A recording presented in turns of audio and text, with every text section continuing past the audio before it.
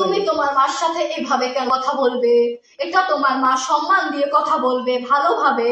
শোনো ভাই, শোনো, ইলিশ মাছ কয়টা খাবা? ভাই শোনো, সে এরকম কথা কেন বলতেছে? ওর পাক্কা মারি ডোল তুলা না। আপনাকে আমি ধরতাম, শুধু ধরি না আপনার ছেলের জন্য।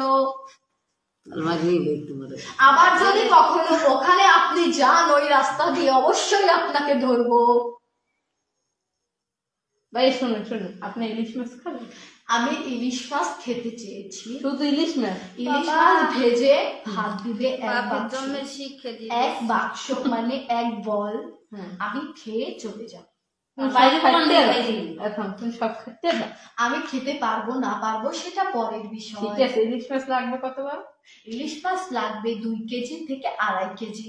ও মা গো, ও আল্লাহ।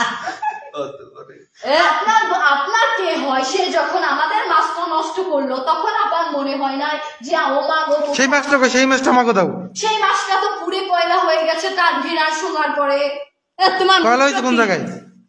কয়লা হয়েছে সেটাকে আপনি দেখতে পারবেন। আমি যদি ওর শরীর থেকে এখন বেরিয়ে এখানে থাকি, আপনি কি আমাকে দেখতে পারবেন? বেরোয় যাও তো তুমি। কেন বের হবো? ওর শরীর থেকে এখন যদি আমি বের হয়ে আবার ঢুকি তাহলে ওর কতটা ক্ষতি হবে আপনি জানেন। আমি তো ওর ক্ষতি করতে চাচ্ছি না। একটা মানুষের শরীরে ভর করা কি এতটাই সহজ মনে করছেন? সে একজন রক্ত মাংসের মানুষ। আর আমি যতটুকু জানি সে নাকি কালকে সকালে কোথায় যাবে, কলেজে না কোথায়। আমি তো তাকে ছাড়বো না। সে দুর্বল হয়ে যাবে, হাঁটার ক্ষমতাটুকু তার থাকবে না। তার জন্য ইনজেকশন করবো। তাহলে ইনজেকশন? আমাকে ভয় দেখাচ্ছেন? ইনজেকশন যদি করেন ব্যথা পাবে কে? ব্যথা পাবে যার শরীরে আমি আছি সে। আমার কিচ্ছু হবে না। ভাইয়া এই যে আপনি ফোনটা কেন আমার দিকে ধরে রাখছেন? আপনার কি আমাকে দেখে জোকার মনে হচ্ছে? দোকানে তুমি চলে যাও। কেন চলে যাব?